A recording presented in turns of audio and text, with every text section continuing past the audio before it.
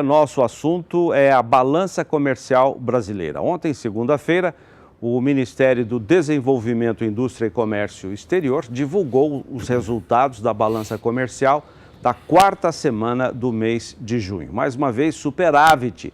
O Brasil exportou mais do que importou no período. Estou aqui com o João Pedro para destacar o desempenho das exportações dos produtos agro. Tudo bem, João?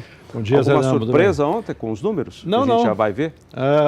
Uma das razões é a economia brasileira que está entrando novamente num período de pré-recessão. E isso faz com que as importações caiam, especialmente bens e capitais, que a maior parte do pessoal que estava pensando em investir nessa confusão que o governo criou de botar um bode na sala com a tabela de frete, com essa questão das eleições entre os populistas e os reformistas, ninguém sabe quem que vai ganhar essa eleição, há uma natural diminuição na atividade do processo, então as importações acabam não subindo tanto. Soja, você teve o nosso campeão. Vamos ver a soja então, João. Vamos lá, começar pela soja, que é a nossa campeã nas exportações. Nós tivemos a média diária exportada de quase 500 mil toneladas dia na quarta semana. No acumulado, perto de 8 milhões de toneladas, o Brasil já exportou até agora em junho. Temos mais alguns dias úteis nesta semana. Você quando vê é um volume significativo de soja, vamos chegar a 10 milhões de toneladas no mês, somando com o que já foi exportado, estamos falando em 45 milhões de toneladas, só que o Brasil tem que exportar 72. Ou seja, nós temos ainda 27 milhões para exportar. O Brasil tem que aproveitar essa janela, julho, agosto, porque em setembro começa a entrar a safra americana. O americano tem condições melhores de logística. O único problema chama-se a questão do Trump e a guerra comercial com a China. A China corresponde por 65% das importações mundiais de soja. Então, nesse momento, o Brasil teria que aproveitar esse momento. O prêmio está bom, mas infelizmente a questão de frete está matando. Você tem muitas regiões do Brasil, hoje, por exemplo, o que estão embarcando é o que estava comprado. Não está sabendo negócios novos, ninguém dá preço. Por quê? Porque não sabe qual é o custo que vai ser para retirar esse produto. Um outro fator importante é que agora o Brasil está acordando para a necessidade de ter ferrovias e hidrovias. Você hoje, com certeza, daqui uns 2, 3 meses, nós prometemos trazer ao senhor e à senhora as estatísticas de transporte ferroviário.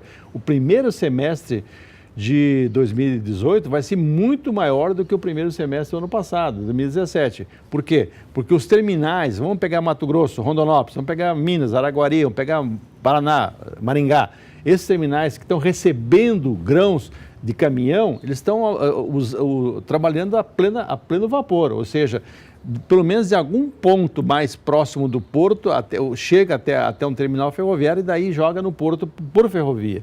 A ferrovia vai aumentar de forma expressiva, não só em grãos, como também em contêineres.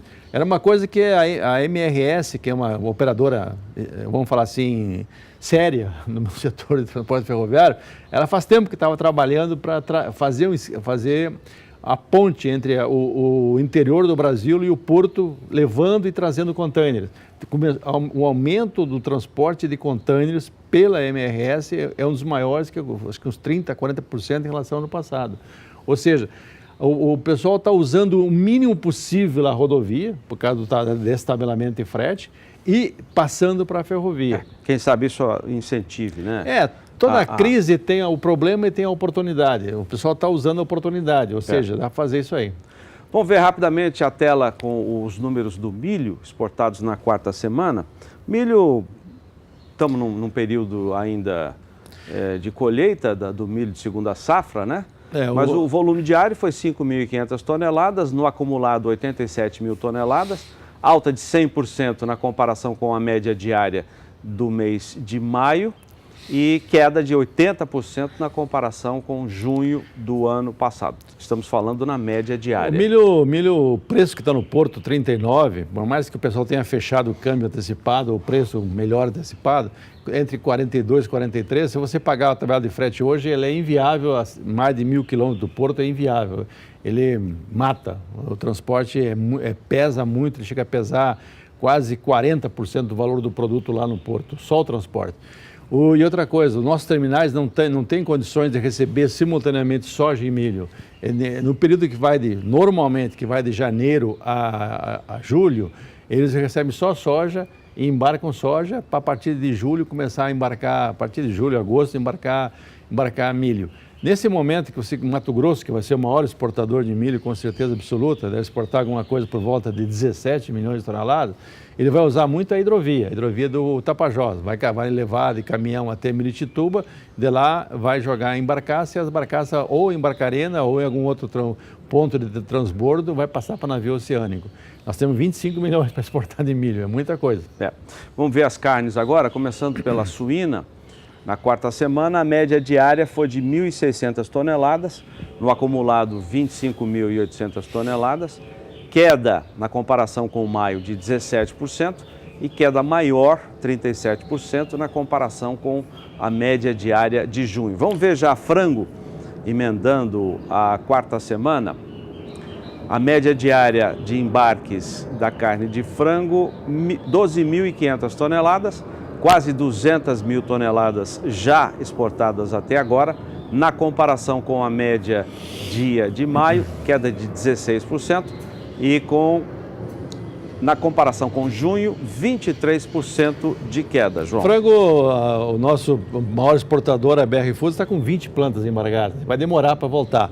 No momento hoje, a carne de frango paga mais no mercado interno. Aqueles 70 milhões de pintos que morreram por questão de não conseguir transportar e não tinha ração para chegar até os aviários, está fazendo falta agora. Nós comentávamos isso na época, olha, daqui 42 dias você vai refletir na oferta de carne de frango. Então, essa carne de frango que está hoje no mercado, normalmente ela poderia ter sido exportada, mas como o preço está melhor no mercado interno, deve estar jogando para o mercado interno. Agora o Brasil precisa urgentemente reativar essas exportações de frango, porque nós temos um potencial de produzir 14 milhões de toneladas. Senão cada um vamos igual rabo de cavalo, crescer para baixo. Para baixo. Carne bovina agora deu uma pequena recuperação, mas ainda abaixo da média diária de poucas semanas atrás. 5.600, 5.700 toneladas. Agora caiu para 2.100 e na quarta semana subiu para 3.100 toneladas a média diária. No acumulado, 48, praticamente 49 mil toneladas, longe do que já exportamos no período bom deste ano, 117 mil toneladas, com poucos dias úteis ainda restando. Não vamos chegar nem a 60, provavelmente, não é, João? Não, capaz dessas semanas, né? Porque quando aumentou de 3.100, a média dos 20 dias, ou seja, ele compensou um pouquinho aqueles 2.100 que nós exportamos. Olha, pessoas que entendem o assunto me informaram que um dos problemas é a questão do transporte, ou seja, a dificuldade de levar contêineres e trazer contêineres. Com essa confusão que deu do transporte, desequilibrou. É um sistema que foi azeitado, ou seja, você levava os contêineres e trazia os contêineres vazios que tinham chegado já. Com essa confusão toda, atraso no desembaraçamento dos navios, etc., atrapalhou muito o processo. Agora, frango, nós precisamos reativar pelo menos essas 20 plantas da BR Foods. A BR Foods agora está com um cara bom, Pedro Parente. Ele conseguiu botar a ordem na Petrobras. Vamos ver se ele põe a ordem na BR Foods também, que a BR Foods pisou na bola muitas vezes e é uma pena, que é uma empresa grande que tem uma participação muito importante no mercado nacional. Obrigado, João. Bom trabalho, Zé.